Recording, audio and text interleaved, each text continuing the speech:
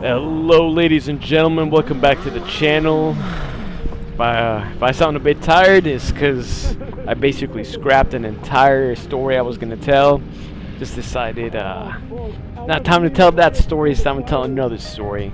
I'm thinking about starting a series, a motovlog series of uploading the craziest dating stories I've ever had. And I think this is a good one. I think this is going to be a good one. I just want to start with a disclaimer that all characters on this story are fictitious, and this story is not meant to bully or offend any of the fictitious characters. And yeah, I mean, the story can get a little graphic. I'm going to try to keep it PG-13 maybe. We'll see how it goes. As far as the videos y'all are gonna see it, this is the same Honda from the last video. Dude turned out to be a really cool dude, so we're definitely gonna include him a lot more in the channel. And he's also calling me out of race. He thinks his Honda is gonna be able to, his exhaust and tune Honda is gonna be able to beat the Beamer. But you're gonna need more than that crotch rocket, pizza boy, if you know what I'm saying. All right.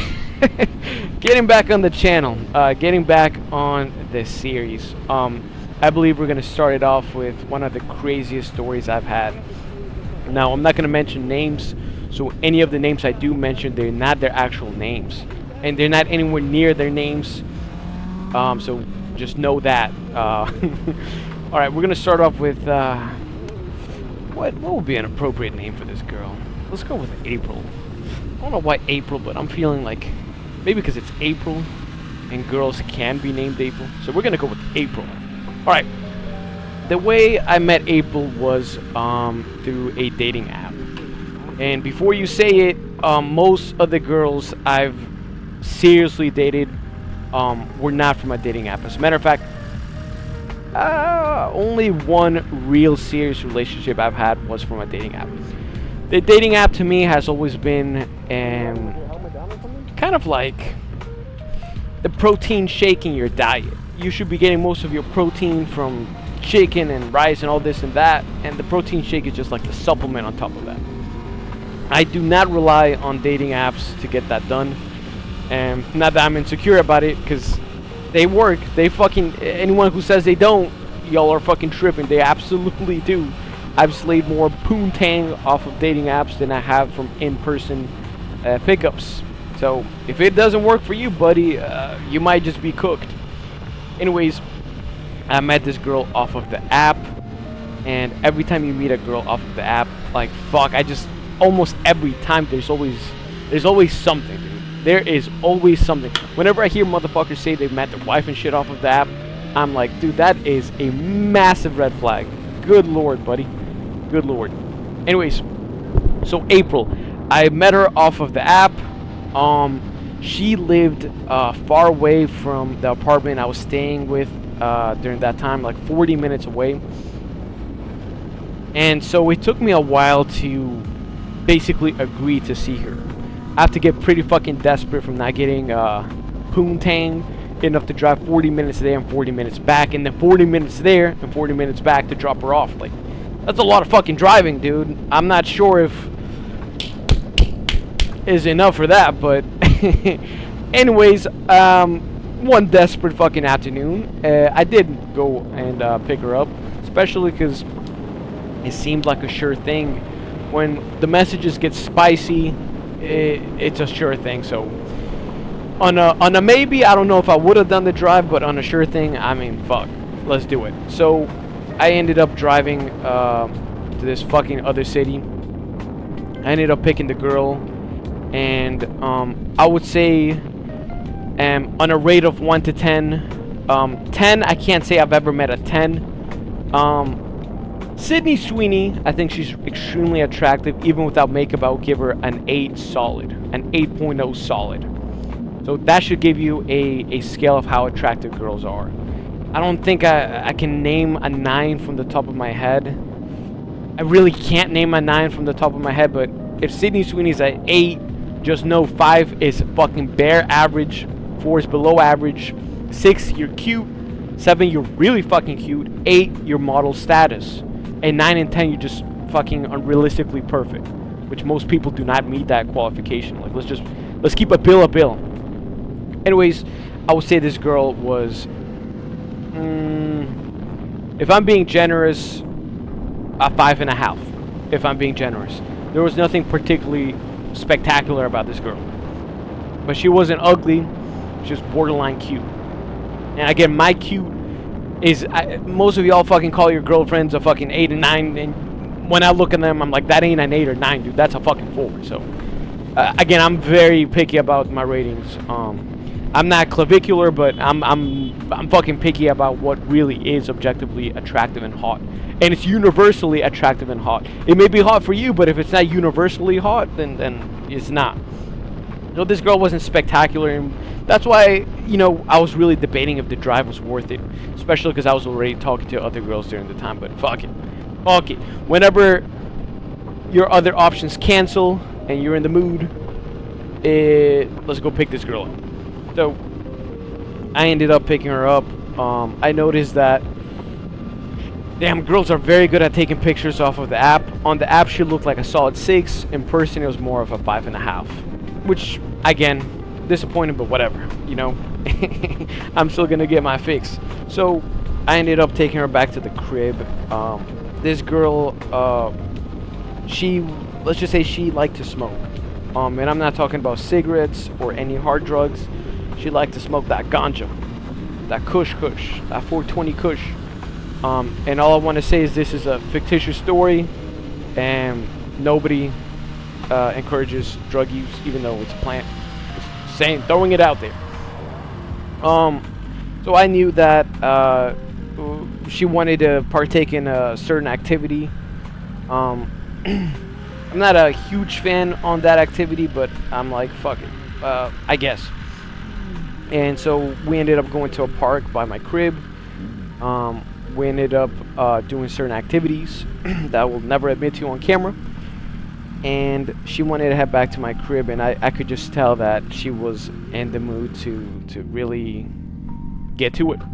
So we ended up heading to the crib, and I'm not gonna lie, I don't particularly smoke and do that. So when it did occur in this fictitious story, I wasn't the last thing I was thinking about was trying to fuck. I was more like, fuck, am I breathing? You know, I don't know if y'all ever watched Ted 2, but I become like fucking, what's his name, Ted's owner. I become like that dude whenever under the influence. I don't become the laid back fucking Snoop Dogg. I become more paranoid and shit. So imagine being in your apartment with a fucking stranger who is trying to pull your pants off, and you're fucking, you know what I'm saying. You're not fucking. That's the last thing you're trying to do, bro.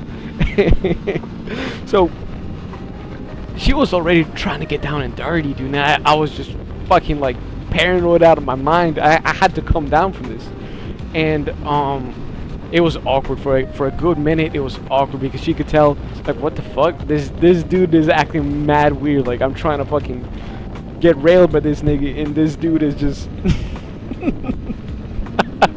Even looking back now, that shit was mad funny.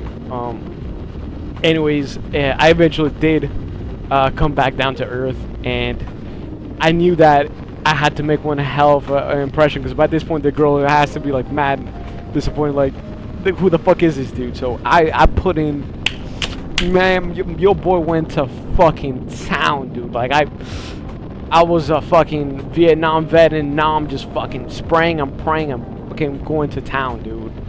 That village was destroyed after I was done, type shit. So I would say that I made a really good impression. Like, I really went all out to try to compensate for those 30 minutes of me being paranoid. And then this girl starts getting called, and she's like, fuck, you have to take me home, you have to take me home. I'm like, why do I have to take you home?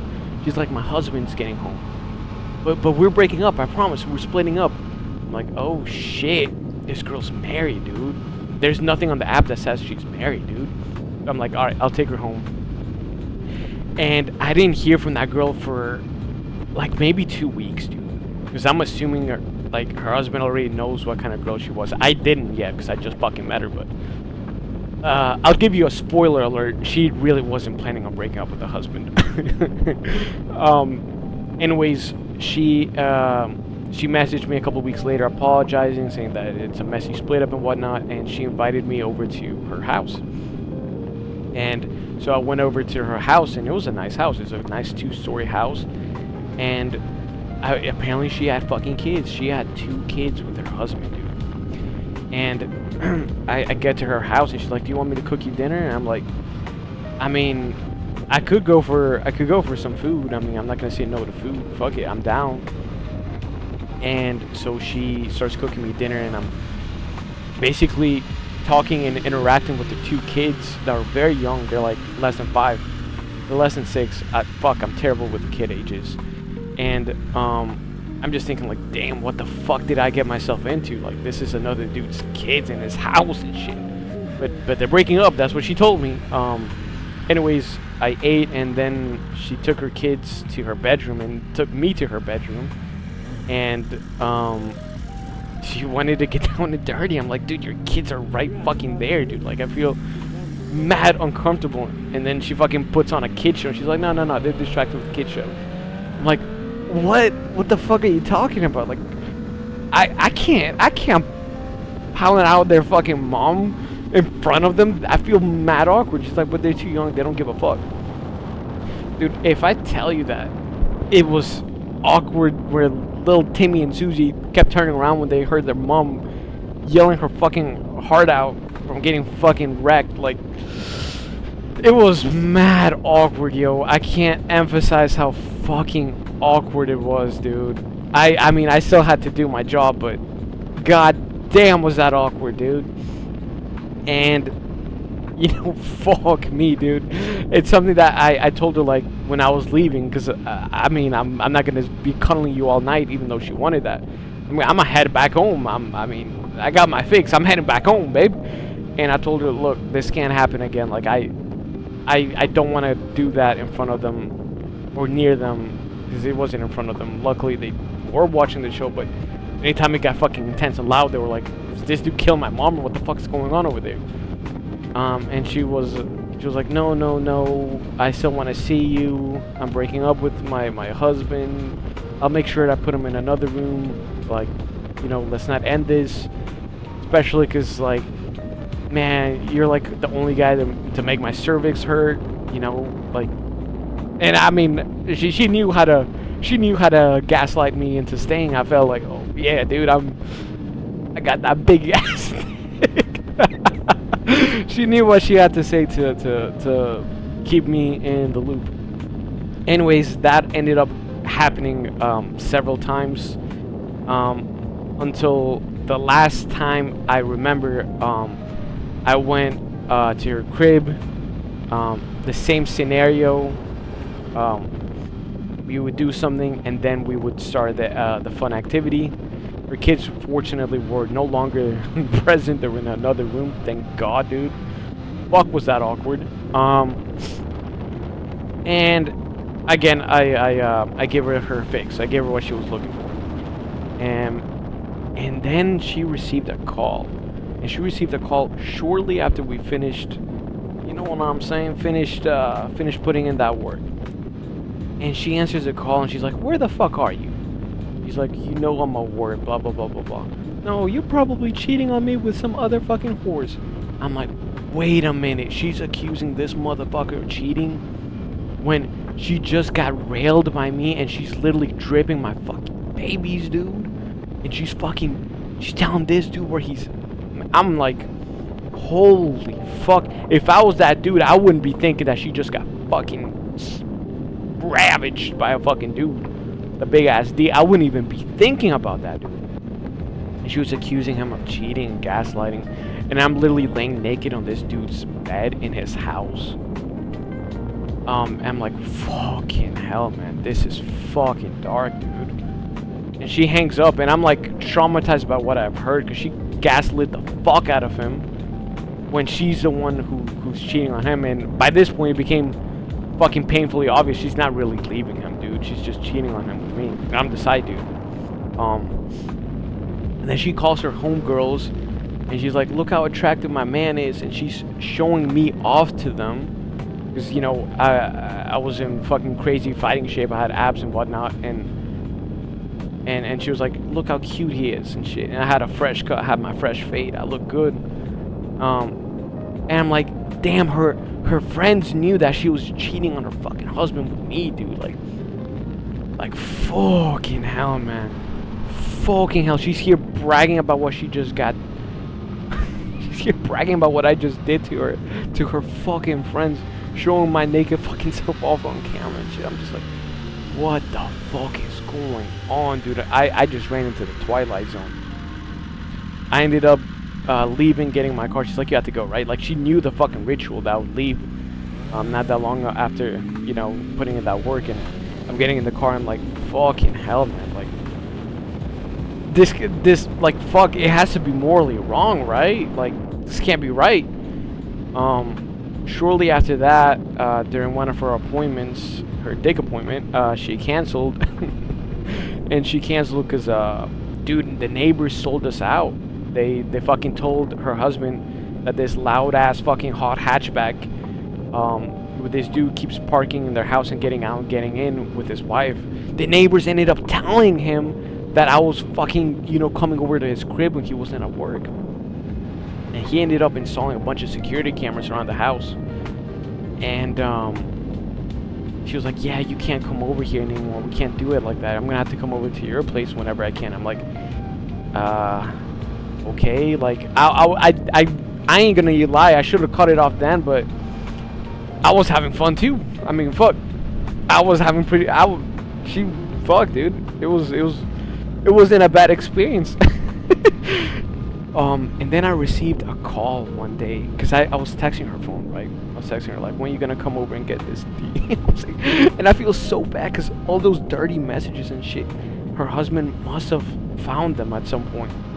And I can't imagine the pain I put on to that dude when he realized that his wife was getting worked by a more attractive, bigger D dude. Like, I just, dude, I felt dirty. I felt wrong, and I received a call from her phone. I'm like, what's up, baby? I knew you couldn't stay away from this. And this dude's like, who the fuck are you? The husband was calling me using her phone, dude.